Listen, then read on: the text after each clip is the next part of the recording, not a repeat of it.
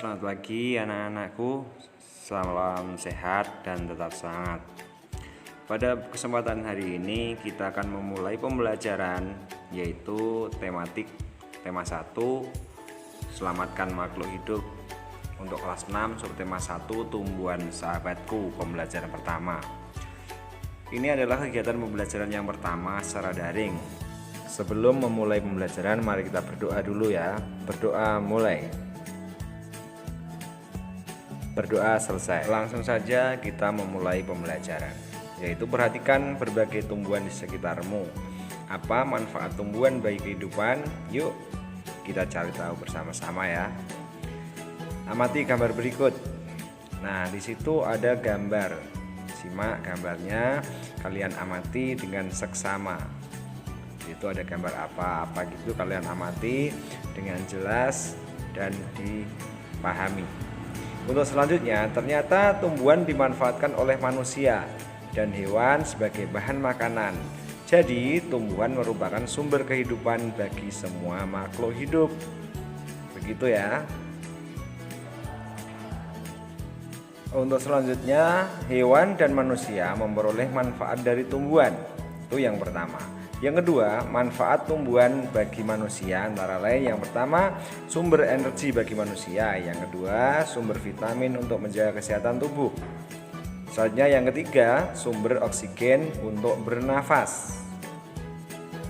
Dan selanjutnya, pengikat air tanah. Ini untuk tumbuhan ya. Jadi itulah manfaatnya ya.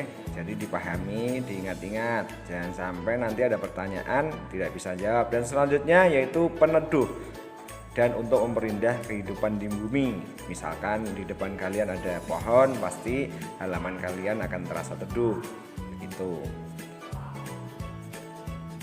Untuk yang ketiga, manfaat tumbuhan bagi hewan, yaitu sebagai sumber energi bagi hewan. Misalkan sapi kalian itu harus diberi makan sebagai sumber energi itu nggih.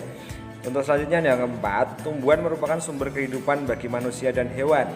Yang kelima, tumbuhan adalah produsen penghasil cadangan makanan dan sumber oksigen untuk bernafas dan melindungi bumi dari sengatan sinar matahari atau sinar ultraviolet. Begitu nggih. Itu dipahami, dibaca, diingat-ingat. Dipahami, nanti boleh di pause untuk dipahami. Selanjutnya yang keenam, beberapa hal yang akan terjadi jika tidak ada tumbuhan adalah manusia dan hewan tidak memiliki sumber makanan dan juga bumi ini akan gersang sehingga kehidupan di bumi ini akan segera berakhir. Jadi intinya tumbuhan itu sangat vital sekali untuk hewan dan manusia. Jadi sangat penting sekali kegunaan tumbuhan itu. Jadi kalian bisa membayangkan bagaimana kalau tidak ada tumbuhan, akan bagaimana kita, akan bagaimana hewan ternak kita dan lain-lain. Itu dipahami 1 sampai 6 itu dipahami. Silahkan dicatat untuk dipelajari lain waktu agar lebih mudah.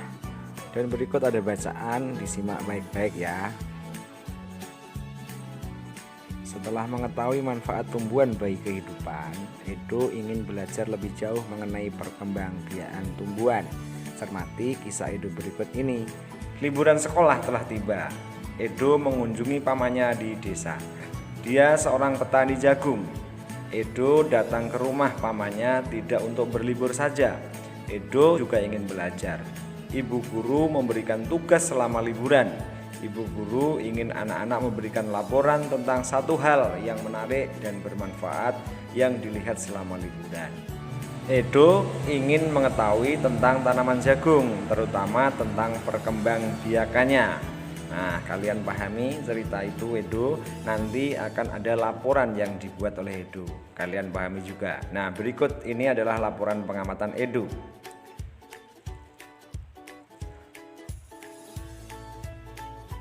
Nah, di situ ada gambar, pahami gambarnya, disimak bagaimana jagung berkembang biak. Nah, di situ ada benih, ada itu ada perputarannya.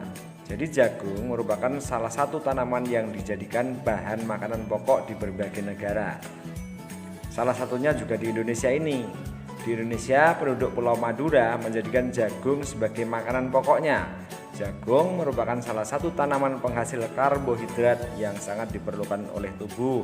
Asal kalian tahu, karbohidrat itu adalah sumber tenaga untuk tubuh kita.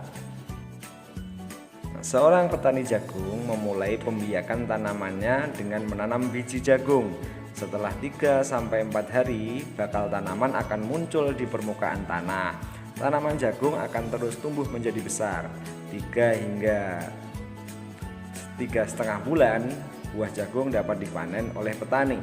Buah jagung yang berbentuk seperti tongkol pada mulanya berupa sekuntum bunga. Nah, itu adalah proses perkembangbiakan jagung yang semula benih berkembang tukul. Kalau kamu bilang tukul, keluar dari tanah kecil, semakin besar, dan setelah 3 atau 3,5 bulan itu akan menjadi jagung yang besar.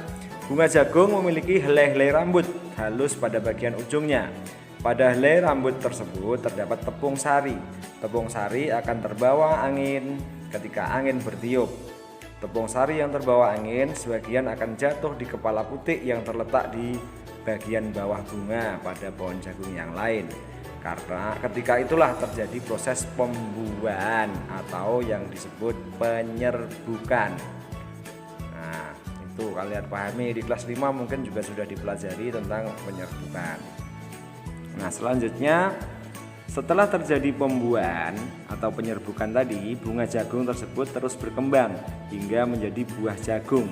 Perkembangan itulah yang dapat diamati dari waktu ke waktu. Buah jagung akan siap dipanen ketika rambut jagung sudah berwarna kecoklatan dan bagian tongkolnya sudah mengering. Apabila buah jagung tersebut dikupas, akan memperlihatkan biji jagung yang kekuning-kuningan. Kalian mungkin semua sudah pernah melihat ya tentang bagaimana itu buah jagung.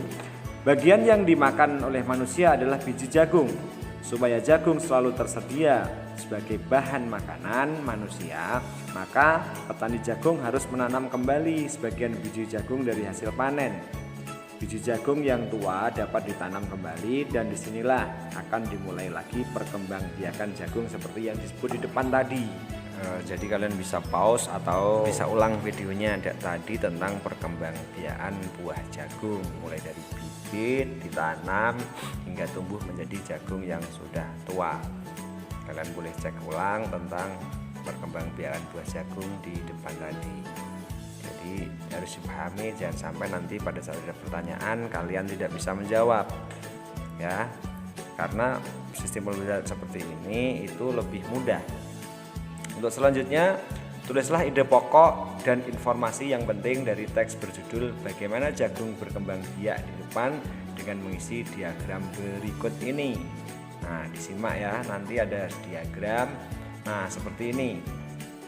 Di situ ada paragraf 1 tentang ide pokok, paragraf 2 juga ada ide pokok, paragraf 3, paragraf 4 dan selanjutnya. Untuk paragraf yang pertama, ide pokoknya adalah jagung adalah salah satu makanan pokok di Indonesia. Selanjutnya paragraf kedua, ide pokoknya adalah perkembangbiakan jagung dengan biji. Yang ketiga, ide pokoknya adalah bunga jagung. Yang keempat, perkembangan bunga jagung sampai menjadi jagung. Nah, yang paragraf kelima yaitu pemanfaatan jagung untuk manusia dan juga petani. Tuh, dipahami videonya, boleh di pause atau boleh diulang-ulang agar lebih paham. Nah, selanjutnya salah satu contoh tumbuhan yang berkembang biak dengan bunga adalah tumbuhan jagung tersebut. Tepung sari pada bunga jagung akan terbang terbawa angin ketika angin bertiup. Tepung sari yang terbawa angin sebagian akan jatuh di kepala putik yang terletak di bagian bawah bunga pada pohon jagung yang lain. Ketika itulah terjadi pembuahan atau penyerbukan. Perkembangbiakan ini dinamakan perkembangbiakan generatif ya. Generatif itu penyerbukan. Tahukah kamu bagaimana proses perkembangbiakan generatif? Nah, di situ ada gambar bunga. Terdiri dari mahkota, benang sari, kelopak, kepala sari, tangkai sari, kepala putik, tangkai putik dan lain-lain sampai dengan tangkai bunganya. Nah, proses terjadinya penyerbukan itu adalah kepala sarinya itu jatuh di kepala putih. Itu baru dinamakan penyerbukan. Nah, selanjutnya Perkembangbiakan generatif atau secara kawin itu terjadi melalui proses penyerbukan dan juga pembuahan. Untuk yang kedua, perkembangbiakan generatif pada tumbuhan diawali dengan penyerbukan, yaitu melekatnya atau jatuhnya serbuk sari ke kepala putih. Nah, itu adalah pengertian dari penyerbukan ya, dipahami. Yang ketiga, setelah terjadi penyerbukan, pada serbuk sari tumbuh bulu serbuk sari yang menuju ke ruang bakal biji. Kemudian serbuk sari akan masuk ke ruang bakal biji melalui bulu serbuk sari. Di dalam ruang bakal biji tersebut terjadi pembuahan, yaitu peleburan serbuk sari atau sel kelamin jantan atau yang disebut spermatozoid dengan kepala putih atau sel kelamin betina pada tumbuhan atau sel telur. Nah, itu dipahami tentang penyerbukan. Selanjutnya, hasil dari pembuahan tersebut atau hasil dari penyerbukan tersebut adalah zigot. Nah, zigot ya, dipahami zigot. Zigot berkembang menjadi lembaga. Lembaga berkembang menjadi bakal biji berkembang menjadi biji dan juga bakal buah. Kemudian bakal buah berkembang menjadi daging buah. Itu yang keenam. Untuk selanjutnya, jadi kalian harus mengulang-ulang videonya agar lebih paham ya. Jadi nanti boleh di pause, boleh diulang-ulang. Nah, selanjutnya yang ketujuh, lembaga yang berada di dalam biji merupakan calon tumbuhan baru. Untuk yang kedelapan, tumbuhan yang berkembang biak secara generatif itu antara lain padi, mangga, durian, dan juga jambu, dan masih banyak lagi. Intinya tumbuhan yang mempunyai biji. Untuk selanjutnya, bunga yang indah bukan hanya tumbuh di Indonesia. Negara-negara lain seperti negara tetangga pun memiliki bunga-bunga yang cantik karena kondisi geografis yang hampir sama. Bunga yang tumbuh tidak jauh berbeda jenisnya. Perhatikan jenis-jenis bunga yang tumbuh di negara tetangga. Bunga kembang sepatu tumbuh di Indonesia dan juga di Malaysia. Bunga ini dapat digunakan sebagai pewarna. Di Malaysia, bunga kembang sepatu dinamakan bunga raya dan merupakan bunga nasional di sana. Nah, seperti itu gambar bunganya. Dipahami? Itu di Indonesia juga banyak bunga-bunga seperti itu. Nah, perhatikan bunga kamboja pada gambar di samping. Bunga ini sering digunakan dalam perlengkapan tari di Bali untuk kegiatan-kegiatan budaya di sana. Dor campa atau bunga kamboja dapat ditemukan di Indonesia dan juga Laos. Di negara tersebut, bunga ini digunakan untuk dekorasi upacara keagamaan dan penyambutan tamu. Nah, itu bunga kamboja. Justru yang ada kamboja itu di Indonesia sama di Laos. Malaysia, Laos, dan Indonesia hidup berdampingan secara geografis karena kita berada di Asia Tenggara, sama-sama berada di Asia Tenggara. Meskipun berbeda negara, namun ketiganya memiliki persamaan dalam kehidupan sosial dan budaya. Masih banyak negara lain yang memiliki kesamaan. Oleh sebab itu, mereka menggabungkan diri dalam suatu organisasi yaitu ASEAN atau Persatuan Negara-Negara Se-Asia Tenggara yang terdiri dari 10 negara. Nanti kalian bisa buka bukunya lebih jelas. ASEAN adalah sebuah organisasi internasional yang anggotanya adalah negara-negara yang berada di zona atau di kawasan Asia Tenggara. Negara-negara ini bersatu karena adanya persamaan letak geografis dan juga kemiripan budaya. Kepentingan yang sama dalam memajukan pertumbuhan ekonomi, sosial, budaya, serta menjaga keamanan kawasan menjadi dasar pertimbangan para tokoh-tokoh untuk mendirikan ASEAN. Pada tahun 1967, ASEAN berdiri atas deklarasi Bangkok. Saat itu, tokoh dari 5 negara terlibat dalam diskusi menjadi pencetus atau pendiri organisasi ini. Nah, itu. Jadi ada 5 negara ya. Menteri Luar Negeri dari 5 negara itu mendirikan ASEAN. Nah, yang ini. Yang pertama itu adalah Adam Malik, Menteri Luar Negeri Indonesia. Yang kedua ada Narcisco Ramos dari Filipina. Yang ketiga itu ada Tun Abdul Razak dari Malaysia. Yang kelima adalah S. Rajaratnam dari Singapura. Yang keenam Tanat Koman dari Thailand. Selanjutnya kita akan membahas tentang ASEAN lagi, yaitu ASEAN harus dapat memberi manfaat bagi semua anggotanya. Untuk itu, berbagai kerjasama dikembangkan untuk memajukan kesejahteraan semua anggotanya. Kerjasama ini dalam bidang ekonomi, bidang sosial, budaya, serta politik dikembangkan demi kemajuan semua anggotanya. Manfaat yang dirasakan oleh anggota ASEAN itu membuat semakin banyak negara yang kemudian bergabung dengan organisasi ini. Saat ini ada 10 negara yang menjadi anggota ASEAN.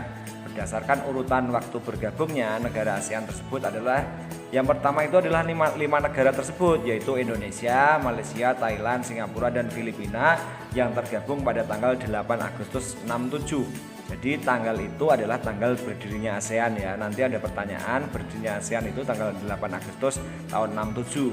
Untuk anggota yang ke-6 itu adalah Brunei Darussalam yang bergabung pada tanggal 7 Januari 84. Anggota yang ke-7 itu Vietnam, bergabung tanggal 28 Juli 95. Untuk yang ke-89 itu Myanmar, Laos dan Myanmar tanggal 23 Juli 97.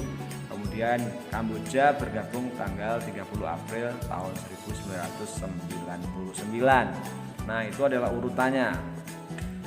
Selanjutnya, masyarakat negara ASEAN memiliki kehidupan sosial budaya yang unik. Nah, kenapa unik? Simak video terusnya ya.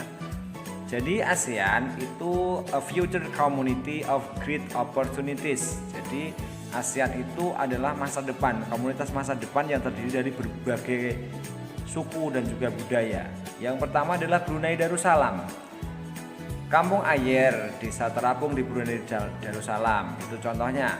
Tahun 1400 Kampung Ayer sempat menjadi pusat pemerintahan. Saat ini banyak penduduknya yang memiliki perahu pribadi dan disimpan di bawah rumah apung mereka. Budaya Brunei banyak dipengaruhi oleh ajaran Islam. Mayoritas penduduknya adalah orang Melayu. Kata Brunei berasal dari kata nah baru yang diucapkan oleh Awang Alak Betatar, penemu negara ini. Kata Darussalam berarti tempat yang damai, itu bahasa Arab atau rumah keamanan. Makanya Brunei Darussalam itu mayoritas penduduknya adalah Islam. Begitu, oke. Dalam percakapan menunjukkan dengan jari telunjuk dianggap kasar di sana. Budaya di sana. Secara tradisional orang Brunei tidak menjabat tangan dengan lawan jenis karena budaya Islam tadi. Melepaskan sepatu adalah kebiasaan umum Brunei sebelum memasuki rumah orang lain, seperti orang masuk masjid. Sekali lagi Brunei itu adalah negara Islam ya. Itu jadi kegiatan warga masyarakatnya berorientasi dengan kegiatan orang Islam gitu. Seperti masuk rumah harus melepas alas kaki dan lain-lain. Tidak boleh berjabat dengan tangan dengan lawan jenis seperti itu. Oke, Brunei Darussalam. Untuk selanjutnya itu Malaysia. Malaysia itu ibu kotanya di Kuala Lumpur. Kalau Brunei tadi di Bandar Seri Begawan. Patung Dewa Murungga di Malaysia merupakan patung yang berukuran 42,7 meter. Patung ini terletak di Batu Ceves, gua yang merupakan salah satu kuil Hindu di luar India yang paling populer, yang didedikasikan untuk Dewa Murungga. Nah, itu gambarnya seperti itu, oke. Malaysia memiliki kota yang bernama Georgetown, yaitu kota yang terdaftar dalam UNESCO World Heritage. Kota ini terletak di Pulau Penang. Georgetown adalah kota yang memiliki ragam jenis budaya. Banyak gedung peninggalan masa Eropa dan juga bangunan bernuansa Melayu Tionghoa.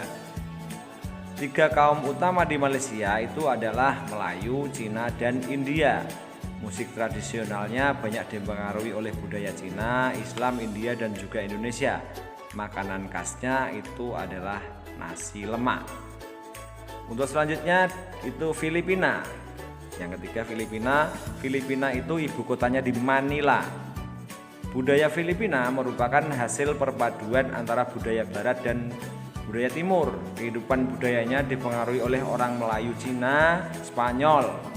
Bahasa Filipina itu bahasa nasionalnya adalah bahasa Inggris sebagai bahasa pengantar untuk urusan perdagangan atau pergaulan. Ada 8 dialek utama yang digunakan oleh bahasa Filipina. yaitu ada juga bahasa Tagalog yang juga populer di sana. Ada Cebuano, Ilocano, Hiligaynon, atau Ilongo, atau Bicol, Waray, Pampango, Pangasinens. Po dan Opo adalah sebutan orang Filipina terhadap orang yang lebih tua. Tuh, Po dan Opo tadi.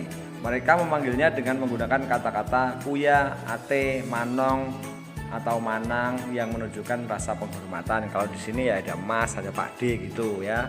Jabat tangan adalah bentuk salam yang paling sering dijumpai di Filipina. Tarian tinikling merupakan tarian masyarakat Filipina. Tarian ini menceritakan tentang burung tinikling yang berjalan melompat menghindari penangkap atau perangkap bambu petani padi. Ya, dipahami. Tari tinikling itu adalah temanya tentang burung yang berjalan melompat menghindari perangkap dari petani.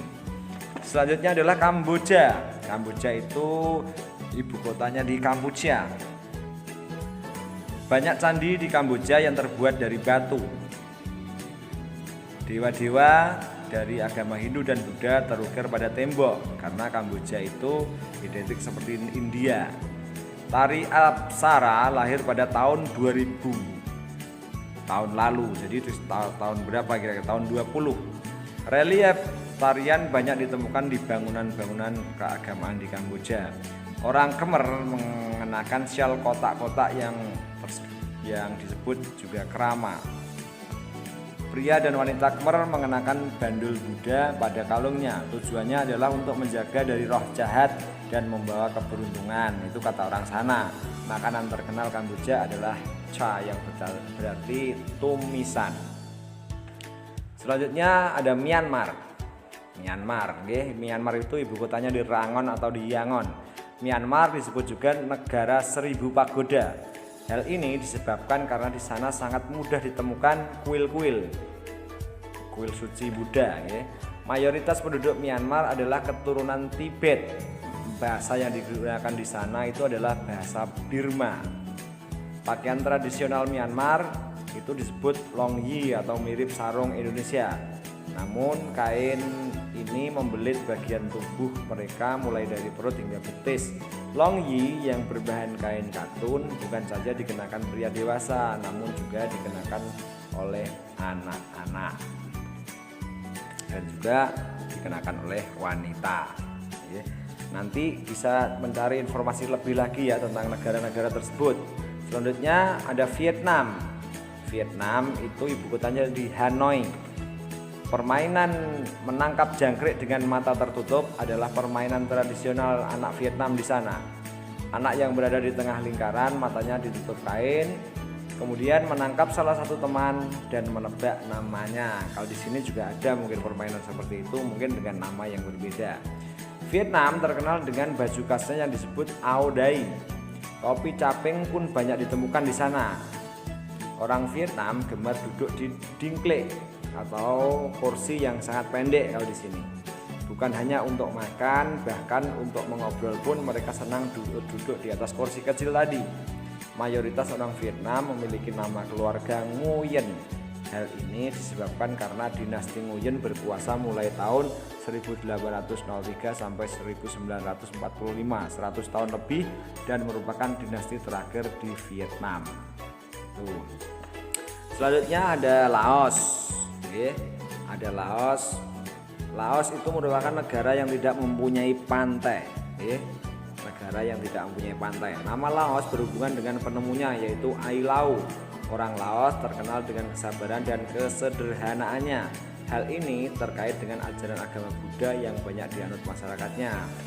Olahraga tradisional di Laos itu ada katau, seperti olahraga bola voli, namun menggunakan kaki untuk menangkap dan memukul bola.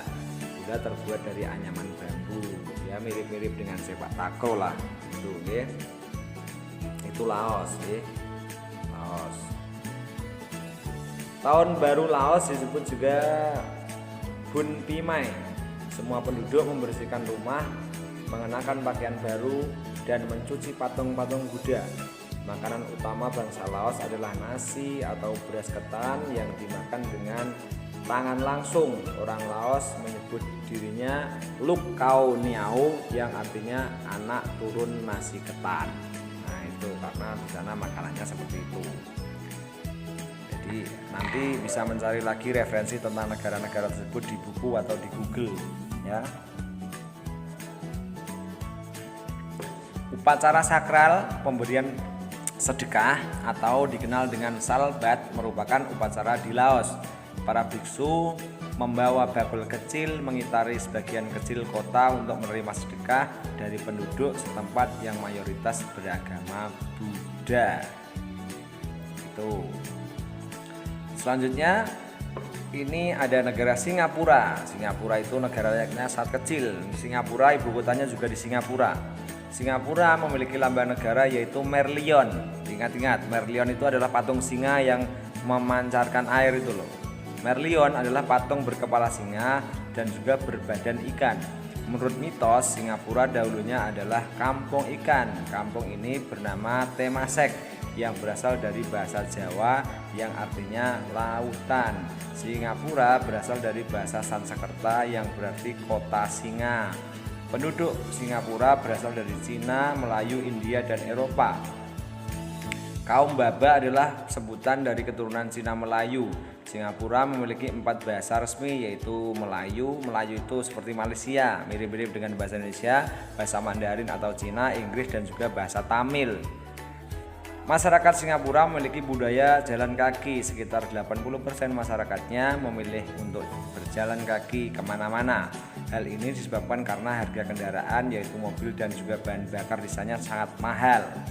Kepiting cabai adalah makanan yang sangat digemari masyarakat Singapura. Singapura termasuk negara yang sangat maju.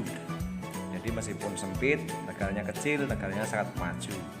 Selanjutnya adalah Thailand. Thailand ibu kotanya Bangkok. Seperti negara-negara lain di sekitarnya, Thailand juga negara yang identik dengan kebudayaan Buddha. Thailand itu satu-satunya negara di ASEAN yang belum pernah dijajah oleh bangsa manapun. Thailand dalam bahasa Thai adalah Pratet Thai yang artinya tanah kebebasan. Sejak tahun 1800-an Thailand berubah nama antara lain Siam dari bahasa Sanskerta yang artinya gelap atau coklat dan juga Thailand. Ramakien adalah cerita nasional di sana. Thailand yang mempengaruhi kehidupan masyarakatnya.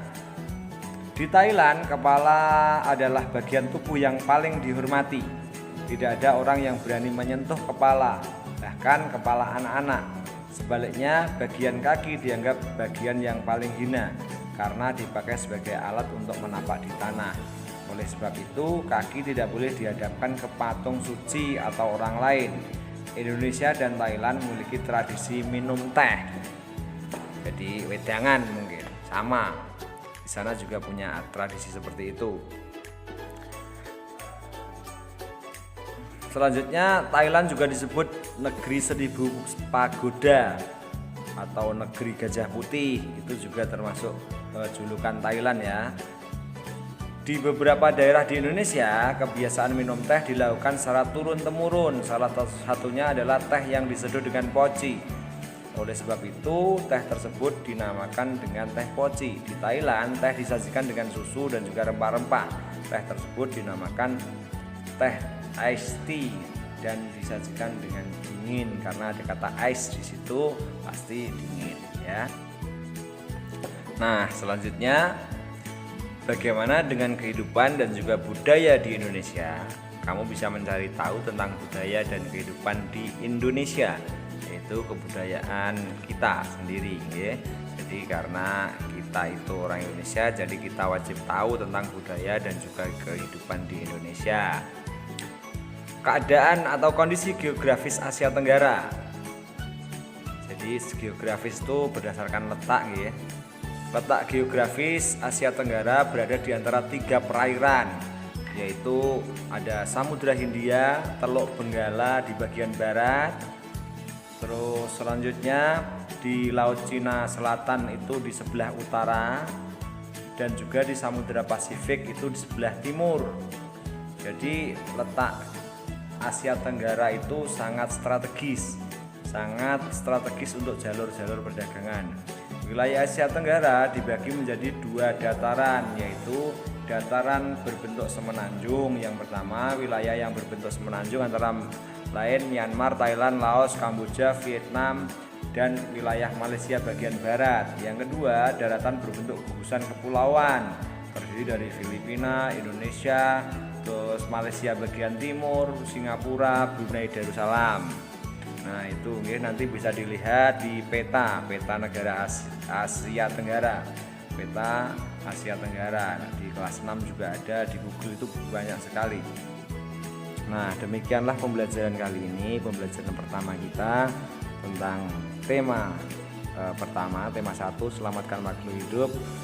Untuk subtema 1 tumbuhan sahabatku, pembelajaran 1. Bisa diulang-ulang, lihat videonya sampai nanti paham ya. Terima kasih, sampai jumpa di pembelajaran selanjutnya. Wassalamualaikum warahmatullahi wabarakatuh. Salam sehat, tetap semangat.